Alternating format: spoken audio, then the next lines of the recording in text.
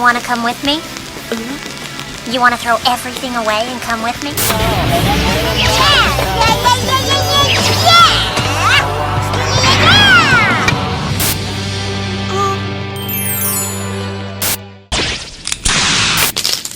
You can't be real.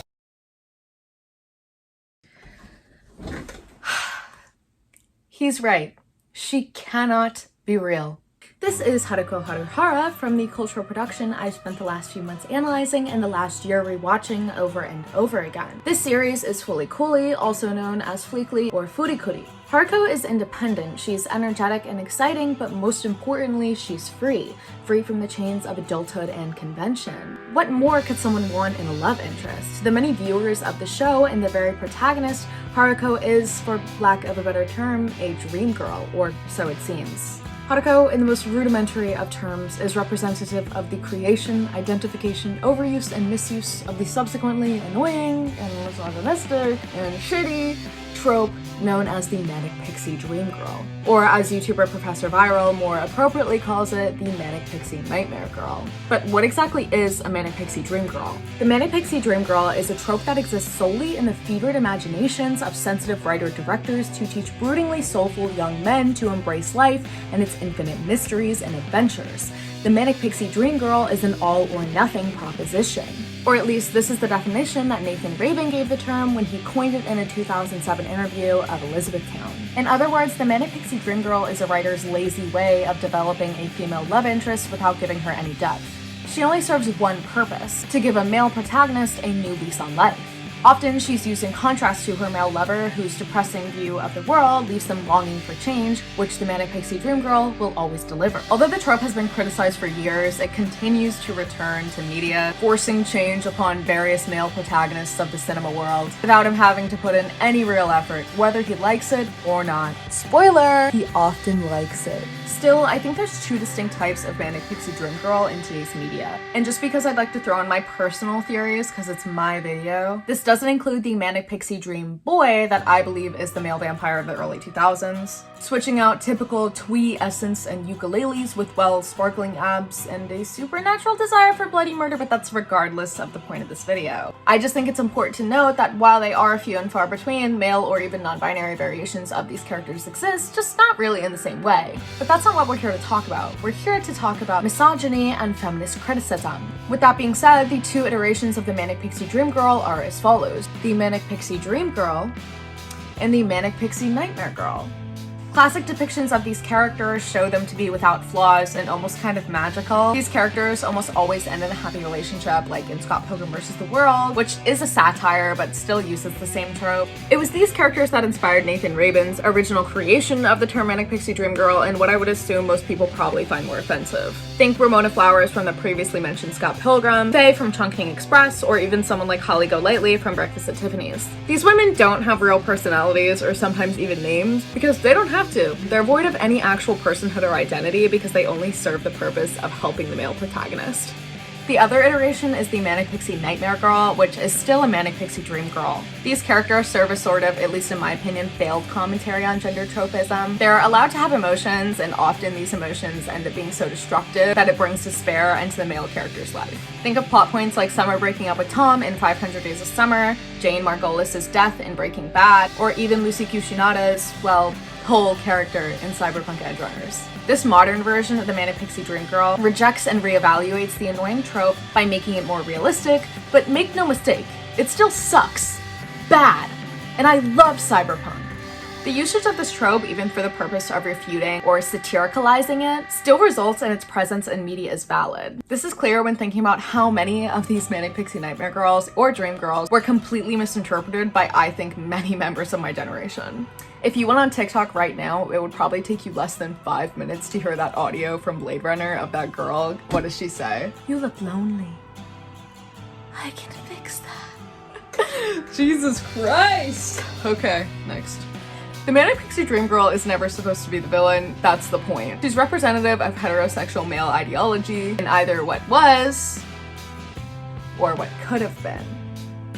So why does gender tropism exist in the first place? Or really, why is it always so misogynistic? When considering that as of 2022, women only make up 24% of the non-acting film industry, it's no surprise that the male POV is the most popular form of media. It would be deceitful not to admit that this isn't directly misogynistic. It makes sense that a man would want to write a narrative about a man. Yet this doesn't take away from the poor and tired excuse of female characters and love interests in popular media over the years. The issue of representation is why female-centric narratives are so few and far between, something Katarina Hedren suggests in her article, saying that it's understandable that women are often portrayed as victims. We are so rarely introduced to women with names, histories, likes, and dislikes. And that the real change would come from seeing women as individuals who happen to exist in certain or particular contexts and who are no different from other people and individuals with hopes, dreams, and ambitions. Although there has been a push for better female character development, it seems like the film industry still doesn't care.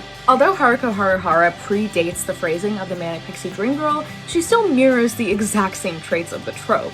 So without further ado, this is why Haruko Haruhara is the most saturated version of a manic pixie dream girl I have ever seen. Actually, first, what the hell is Fooly Cooly anyway?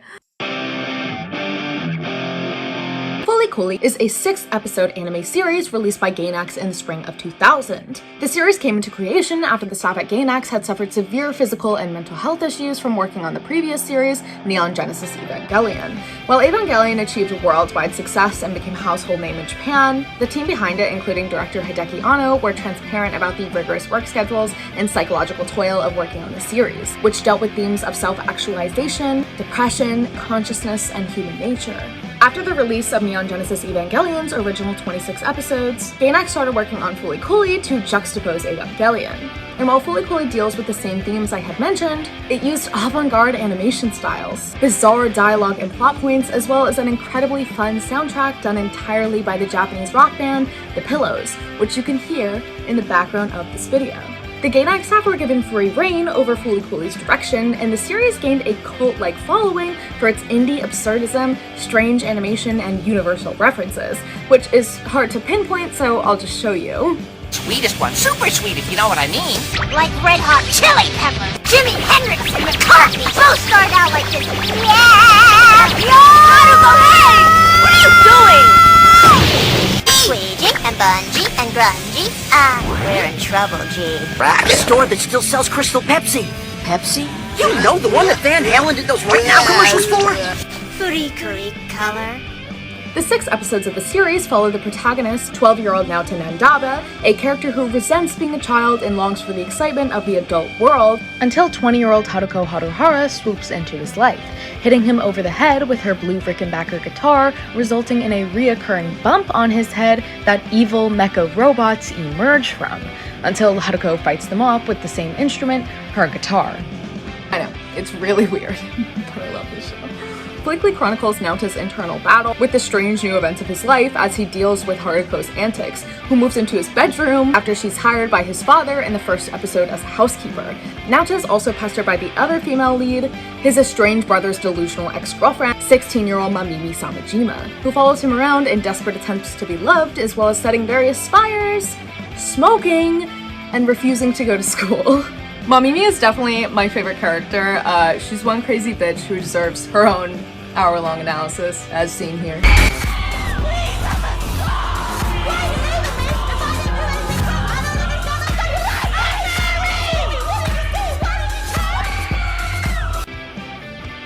To be honest, the best way to make a Fooly Cooly feminist analysis would probably be to look at episode 3, Marquis de Carabas, the mid-season episode that breaks from the plot to center around Naota's classmate, Eri Ninamori, and how she's affected by her father's affair with his secretary, which becomes a political sex scandal when you remember that he's the mayor of the town they live in. The secretary's character, Eri Ninamori's coping mechanisms, and Fooly Cooly using this conflict to unintentionally put Ninamori up against Haruko are all great things to mention when discussing the feminist perspective. But for the sake of time, we're regrettably not here to talk about Mamimi or Eri Ninamori, even though they are incredibly interesting characters in their own right. We're here for Haruko Haruhara, so I won't be focusing on her or any other characters as much. So finally, with that knowledge, let's get into it. While FlCl predates the phrasing of the manic pixie dream girl, Haruko's character mirrors its traits as she springs into Naota's mundane life and breathes an enigmatic neon light into the ordinary town of Mabase without Naota ever having to lift a finger. Within the narrative, Haruko's story begins in the first episode, Fooly Cooly. As Naota and Mamimi stand on top of a local bridge, Naota becomes fed up with Mamimi's antics. Just as he's about to express his frustrations with her, Haruko swoops in and whisks him away from the tedious and boring world, showing him how exciting life can be. The Manic Pixie Dream Girl is a character that appears and suddenly everything is better. All Naota had to do to grow was simply sit around and wait. The two characters meet as Haruko literally crashes into him on her Vespa, knocks him out unconscious, revives him by kissing him, and then knocks him out again with her blue guitar just for the fun of it. Eventually, Haruko weasels her way back into Naota's life after their first encounter when she moves into his bedroom after being hired by Naota's father as a housekeeper. At least once per episode, Naota grows a bump on his forehead where Haruko had hit him with her guitar and a giant robot comes out of it. And Haruko fights them off in energetic and fun battles that give Naota a new grasp on reality. He doesn't know why, but Haruko needs these robots to keep springing out of his head so she can fight them off. Haruko needs him. As a result, Naota's frustrations with Haruko eventually fade as he falls in love with her. While Naota has lived in Mabase his whole life, Haruko, a newcomer from outer space, changes his entire worldview. His once mundane environment turns into one of pleasure and anticipation as he fights off alien robots, monsters, and embraces the whimsical adventure that life has in store for him. Still, he ignores the most obvious signs of Haruko's selfish and manipulative nature. Haruko exclusively works in her own self-interest and sends Naota into battles where he could die. And yet, in Marquis de Carabas, the third episode and the remainder of the series, Naota couldn't be happier to risk his life for her. Haruko's character lives exclusively for herself, and this brings great suffering into the lives of those around her. Still, Haruko isn't a manic pixie dream girl because of these qualities. She's a manic pixie dream girl because Naota's fetishization of her forces her to be one. Naota doesn't care about Haruko's motivations, or even her personhood. He only cares about how she can benefit his life, which, in a way, makes these two characters exactly the same. And yet, Haruko is painted as the villain time and time again. Or not really a villain. She's loved by the fan base, but definitely as like the one in the wrong. Looking outside of the narrative, YouTuber Professor Viral notes that the Manic Pixie Dream Girl label started as a convenience, a way to call out filmmakers for utilizing female characters as simple tools for development for a male lead, for making them no more than a simple fantasy. The label has been prey to misuse in recent years, and real people have been thrown under its weight, which resulted in Raven's 2014 article, "I'm sorry for coining the phrase Manic Pixie Dream Girl." Doesn't get better than that. Come on.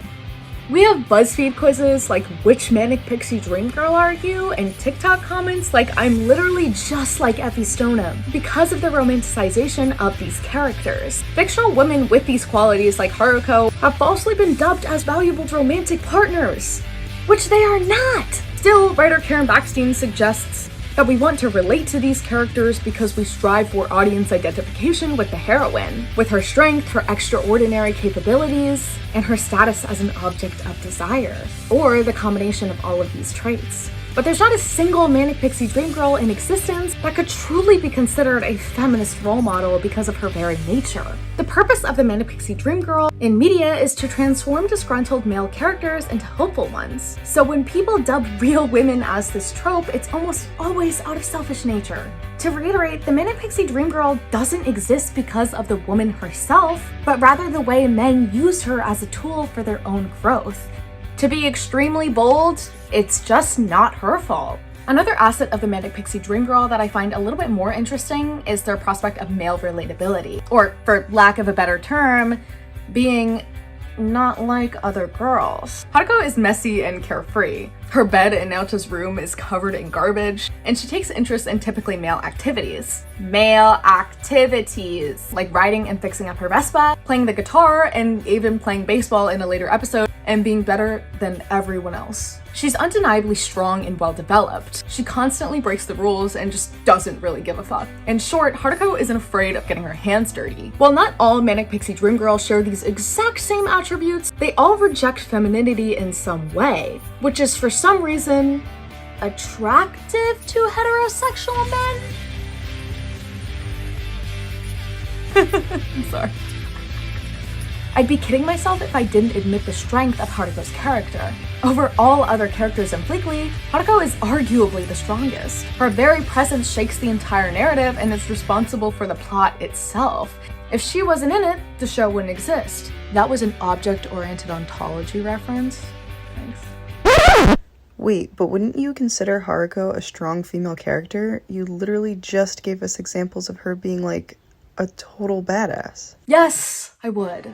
So welcome to the brief intermission portion of this video, where I give Fooly Cooly some credit for Haruko Haruharu's character. It's true that she's a strong female lead. Haruko's presence essentially is, well, the entire plot of the series. She's dominant over pretty much everyone else in the show to a fault. She lives for herself and doesn't need anyone else's help. This is pretty refreshing when you look at other female leads in anime during this time. For example, the popular Death Note's Misa Amane, who in 37 episodes with a $40 million budget is one of the weakest female characters I have ever seen, with no notable background or any hint of having a brain. So yes, Haruko's character is massively refreshing and enjoyable. I love FlCl and I love Haruko dearly. She's a badass who isn't afraid to be messy, annoying, rude, or selfish. As Professor Viral noted, Haruko is aware of the role that she's in and uses it to her advantage. So with that being said, the intermission of this video is now over.